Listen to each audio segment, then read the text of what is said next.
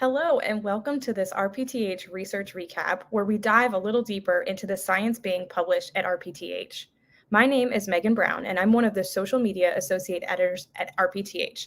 I'm a pediatric hematologist at Emory University in Atlanta, Georgia, and I will be moderating this afternoon's session.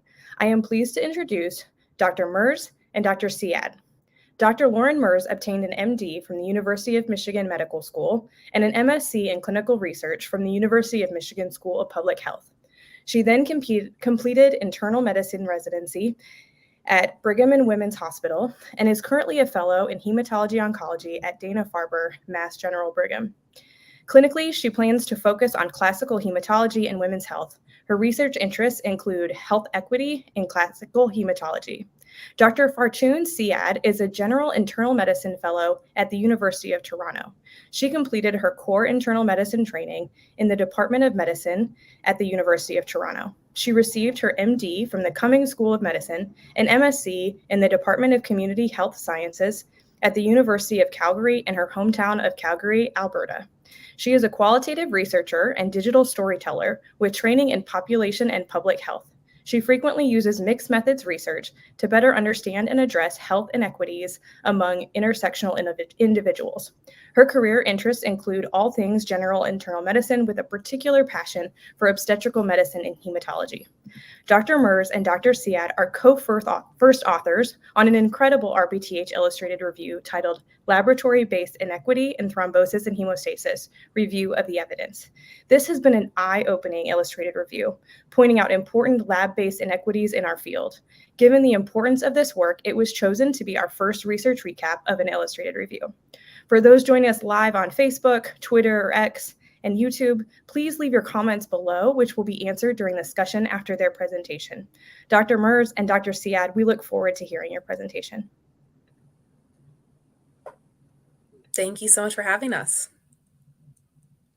Thank you, Megan. So Lauren and I are excited to present our impactful illustrative review for this month's RPTH Research Recap. A quick word on illustrative reviews. They are articles that are scientifically robust overviews of topics that are presented in novel and innovative ways through visual panels, providing a more accessible format of knowledge translation and exchange when compared to traditional written reviews. The goal is to enhance understanding and knowledge while providing a comprehensive analysis of what exists in literature, as well as identifying gaps and areas for improvement. Our incredible team set out to review evidence around the origin of some of the reference ranges we use in hematology so broadly to a diverse and intersectional population, questioning whether this one-size-fits-all approach is the best way to go. Our illustrative review on lab-based inequity and thrombosis and hemostasis really aims to address and provide tools to dismantle systemic racism and systemic sexism and promote equity in hematology.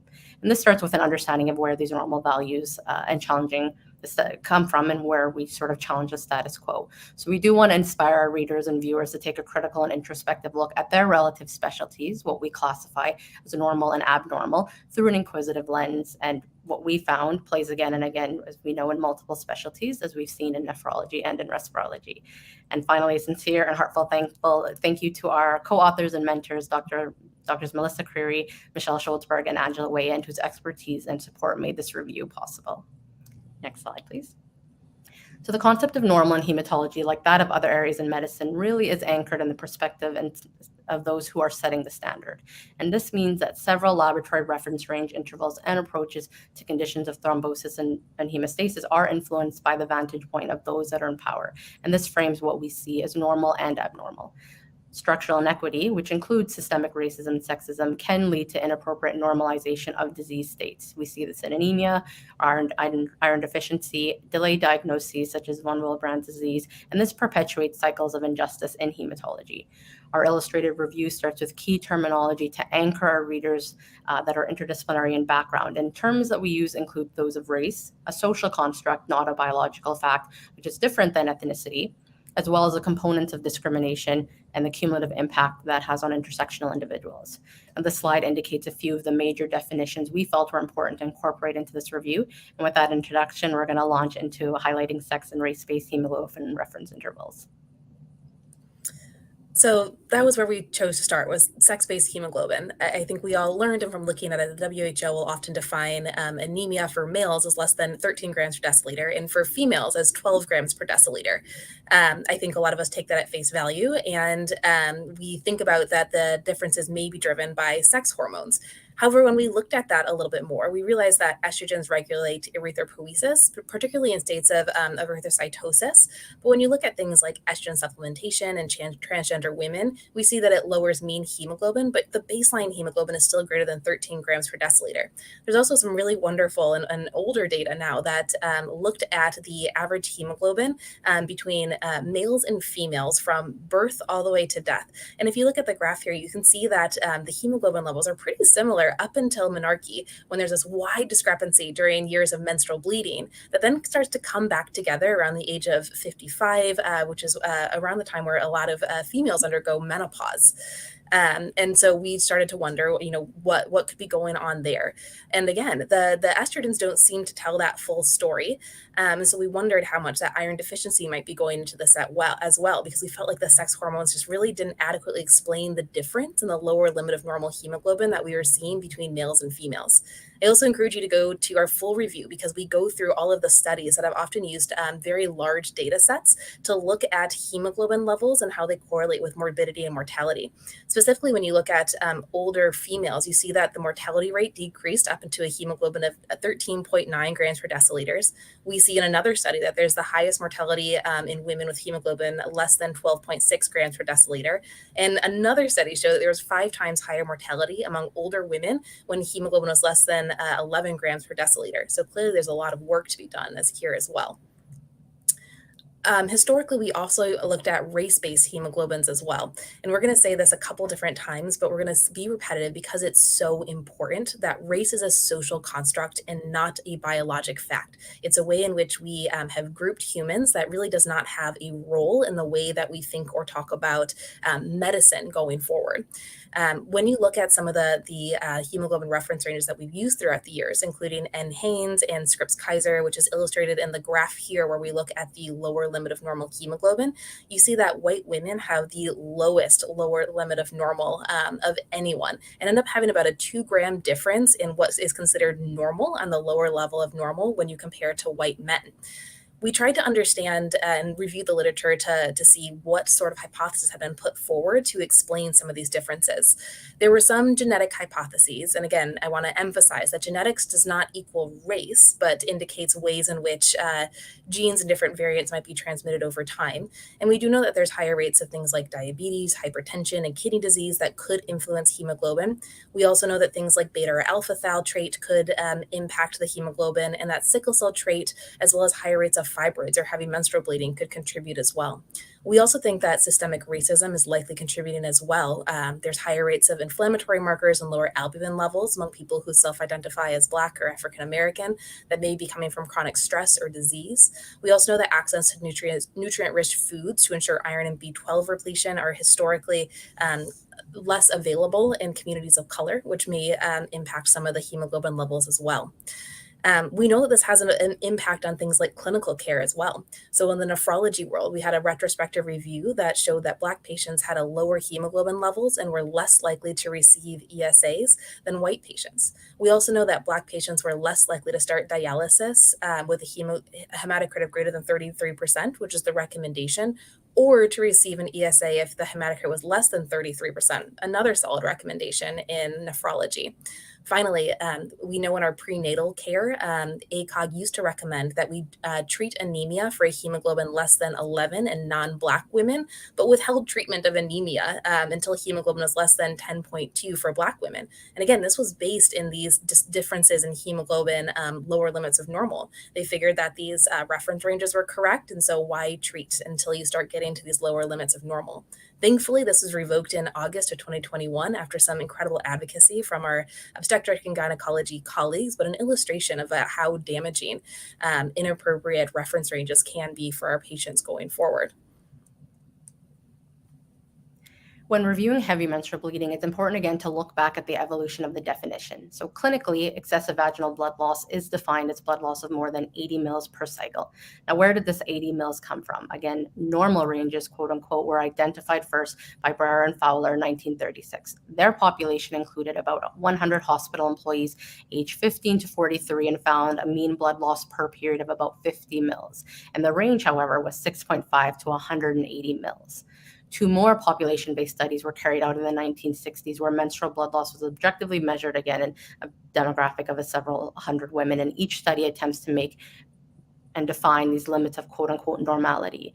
Another study by Hellberg found that the measured blood loss of about 43.4 mils per menstrual period, and the upper limit of normal for that study was at the 95th percentile, was characterized at about 76 mils, and it found that hematologic indices of iron deficiency started to slow down beyond that 60 mil mark, and then progressively around the 80 mil mark. And so this is sort of the common definition we see show up in with regards to heavy vaginal blood loss in literature. However, as you can imagine, this is arbitrarily defined both in research and clinical settings. Now, the correlates that we often see are in the context of, soaking a pad about, every hour, the number of tampons or pads that are changed, having clots that are passing that are about more than an inch in size, and these biological parameters that we use, like low ferritin on blood test results.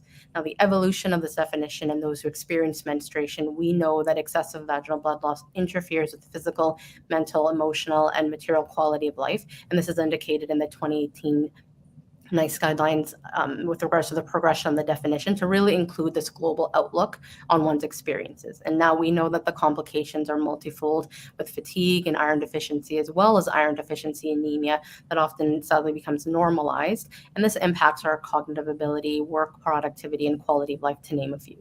And as Lauren mentioned, we know from literature that sex hormones are not an adequate explanation for the sex-based hemoglobin differences we're seeing.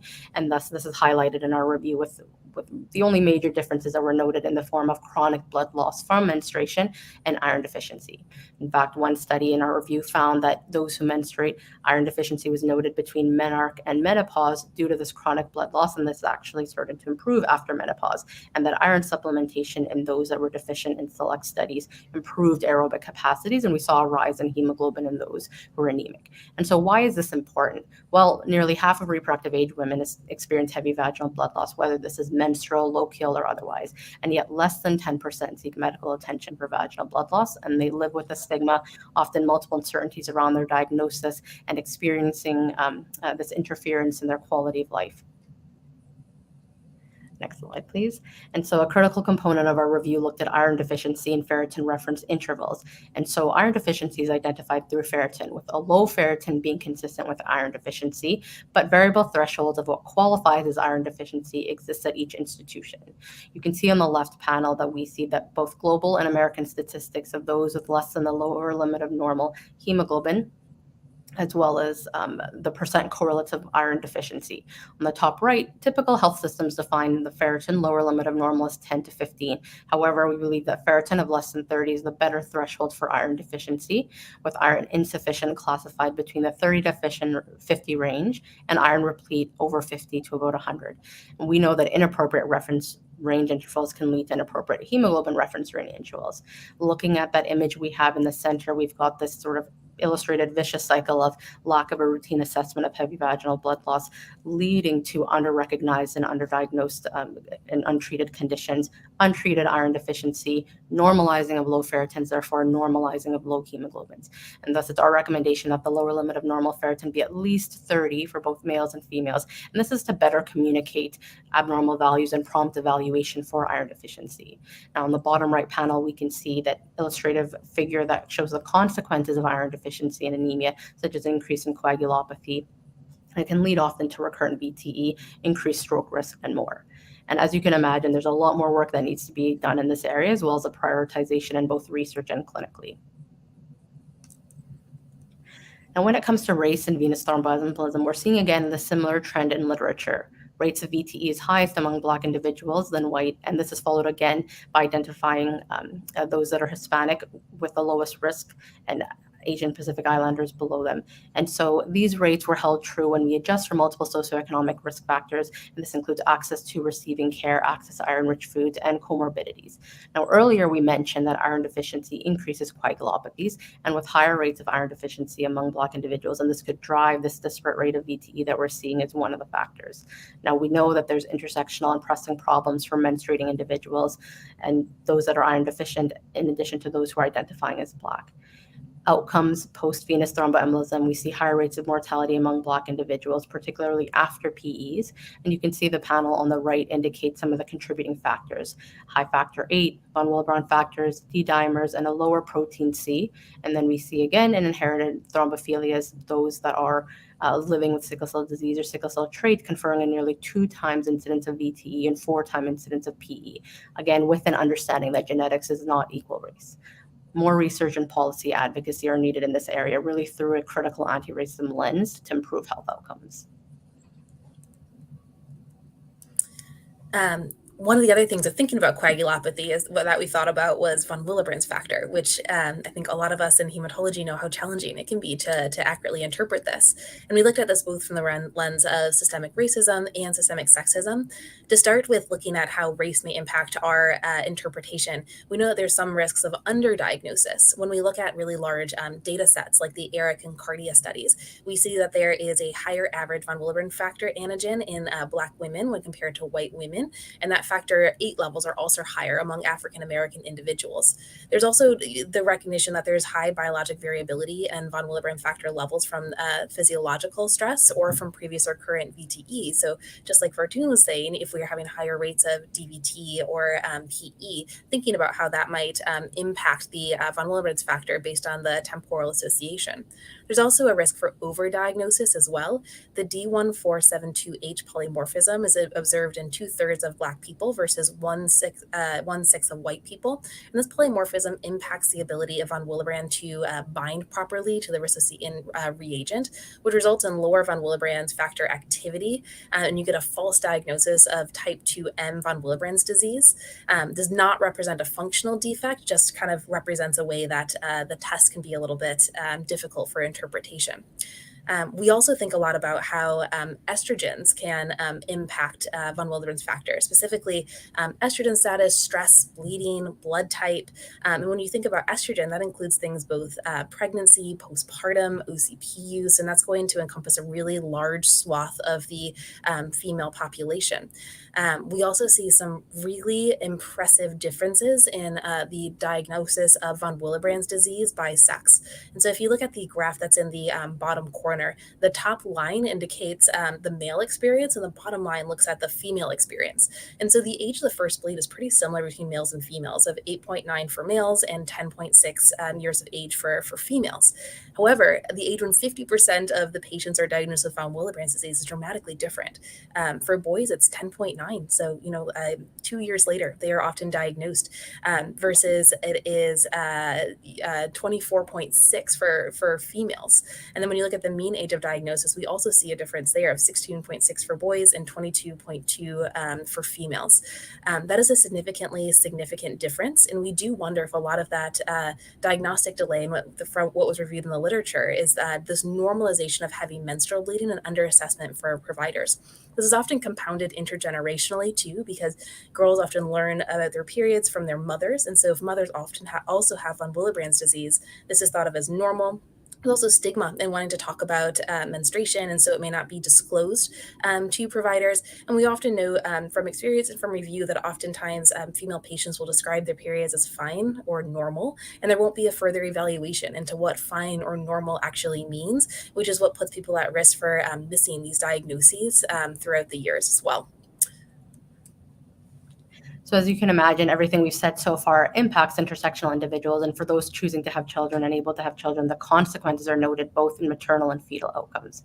Now, globally, 94% of all maternal death from hemorrhage within the spectrum of pregnancy and postpartum occurs in equity-deserving regions. Again, we define this term as communities identifying barriers to equal access opportunities, resources, and this is due to disadvantage and discrimination, however, actively seeking social justice and reparation.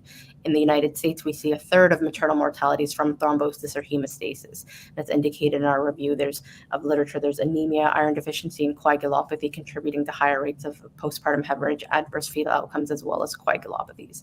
As Lauren and I have mentioned, you can read and explore more in our full sort of RPTH review and be able to take screen grabs and use it kind of in your day-to-day. So we want to end this by thinking about some truths and calls to action. Structural sexism and racism are a systemic cause of health inequities and sociomedical injustice and thrombosis and hemostasis. We have to actively unlearn some of these dogmatic medical beliefs that we came through medical school and other training with, and learn anew some of these updated data and understanding. And so we have a couple truths and calls to action that we want to consider going forward, and we really welcome conversation and questions about this as well. Specifically, we recommend removing race-based and reevaluating sex-based laboratory reference intervals, which are rooted in weak evidence and based on high risk of bias. We also want to foster and fund inclusive healthcare research via recruitment of diverse participants. We want to prioritize research in areas of extreme health disparity, particularly at vulnerable intersections. And we want to change healthcare policy to maximize the opportunity for universal maternal healthcare. And at the end, we also want to focus on patient-centered and patient-driven knowledge translation and information exchange through opportunities like this Illustrative Review and through these conversations to further this as well. And with that, we want to thank you for listening to us, and I look forward to some of your additional questions.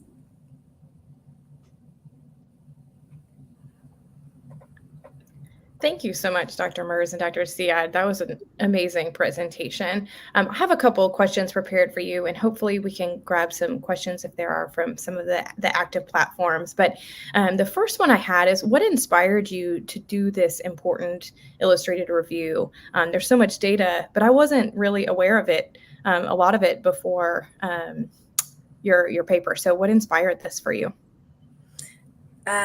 For me, it was starting to look at some reference ranges that just didn't make sense. I am also interested in the Duffenal phenotype and how it impacts neutrophil count. That opened up some questions of thinking about what else are we not thinking about? What else are we not paying attention to? One of the more obvious ones was ferritin reference ranges. The lower limit of normal was not what we were using in hematology clinic for defining iron deficiency. At my institution, there was also a difference between male and female lower limit of normal ferritin, which just didn't make sense physiologically. And I feel like once you start opening the floodgates, everything comes rushing through, because you start questioning everything, and you look at the hemoglobin levels, the way we interpret von Willebrand's factors, and I think you just realize that these reference ranges are not canon, and that they are made the best of our ability, but they're not infallible. And so just looking at that and trying to summarize where we're at, the progress that we've made, where we have to go from here was what inspired this. That's great. What do you think are some action steps that physicians or other clinicians could take in the day-to-day to try to combat these inequities in everyday practice? Like Lauren said, we're seeing it in our medical records, our reference ranges. What can we do as providers to make a difference for our patients? I think one of the key things is that, data is power and knowledge is power. And so when you see that, the first thing to do is question it and where it's coming from. And so go back to the literature, collaborate with your colleagues and ask yourself, like, is this something that we need to sort of unpack more, and you'll see surprisingly where the data point takes you, right? So when you do get that little notification of the lower limit of normal ferritin intervals, as well as creatinine clearance, corrected, where are these coming from? And then the second arm is really to ask ourselves, when we do have these studies and reviews, who is the demographic that is often included, right? If you look back at our population-based studies, a lot of it are white affluent individuals, and so is this even generalizable to our population? And so that is a deep and critical step step that we need to take when it comes to, clinical trials and research that we're conducting is who is a part of our patient population? Is it representative of the intersectional individuals around us, the demographics that we care for, as well as when it comes to knowledge translation, what are we seeing? And so, all it really takes is, one individual who's passionate to sort of start to spread the seed of change, and then to really push our institutions sort of at local levels, and then our sort of regulating bodies at a more of a national level to start making and seeing some of this change. Well, thank you for being two of those people that are making the change known, or the need for change known. Have you noticed that there are any advocacy opportunities that are available, or anything that you have participated in individually in regards to sexism and racism in hematology and lab training or lab testing? There are so many that this would be a whole different talk. One of the things I do want to highlight in our illustrated review is we did try to highlight areas where there was a lot of unanswered questions with the question mark emoji. We also tried to highlight some areas for advocacy where we maybe have the answers, but it hasn't been implemented with this an icon of someone that's speaking or shouting. And so those could be ideas for people who are interested to maybe go back and read it and look at it. I know we personally also have different areas that we've been delving into as well. As I was alluding to earlier, one of the things that first got me into this was understanding the Duffy null phenotype, which is a variant we see often in those of sub-Saharan African descent. It's a totally normal variant, but it just happens to result in a lower circulating neutrophil count. But of course, that ends up impacting things like clinical trial admissions and chemotherapy and just overall health and well-being of our patients. And so that's one of the things that I'm working on right now. We're also trying to explore a little bit more what the lower limit of normal hemoglobin should be for males and females and how to best assess that. But that's kind of in one of its earliest forms. I know Fartoon is doing some really interesting stuff as well. Some of the work that I'm doing is in sort of vaginal blood loss and understanding and developing a research program for both trainees and patients. And this goes back to looking at, oftentimes undertreated, underdiagnosed, underrecognized conditions that we see. And this loops quite well into where our ferritin cutoffs are. Oftentimes we see ferritins of, less than 10 or 15. And sadly, this doesn't bat, a clinician's eye, or, it doesn't raise any flags.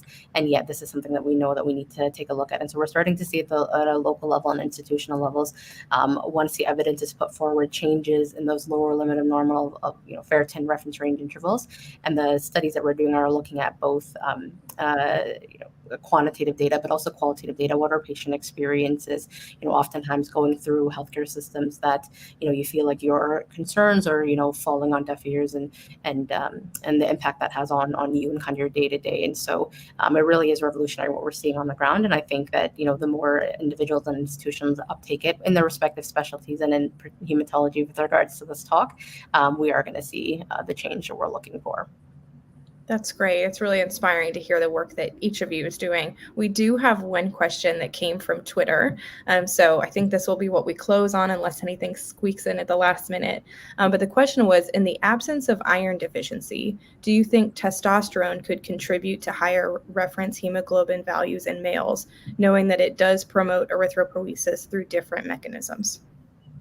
This is a great question. And we do address this on the sex-based hemoglobin part of our illustrative view. I just couldn't include it for time. But you're exactly right that we do know that androgens stimulate erythropoietin. And we do know that excess androgens are going to result, like from anabolic steroids or other sources, are going to result in erythrocytosis.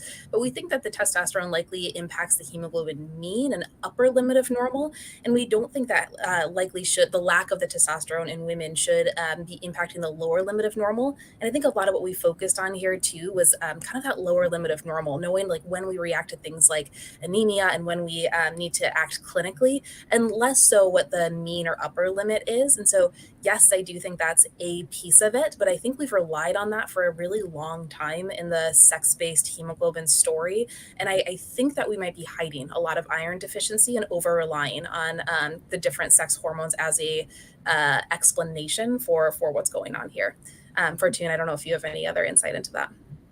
No, absolutely. I was going to say there's a lovely page in our RPTH review that you can take out and share with your colleagues, but I echo everything Lauren said. Okay, well, that's great. Well, thank you to you both for presenting your work and giving us more insight into these inequities in our field. We hope the viewers will spend time looking through all of the beautiful illustrated pages of the Illustrated Review, and also to see all of the other amazing illustrated reviews on our website, rpthjournal.org. And we hope that both of you will publish with us again at RPTH. So thank you to all of us joining us live. Don't forget to follow us on Facebook, Twitter, YouTube. Thanks for watching, and keep an eye out for the next recap.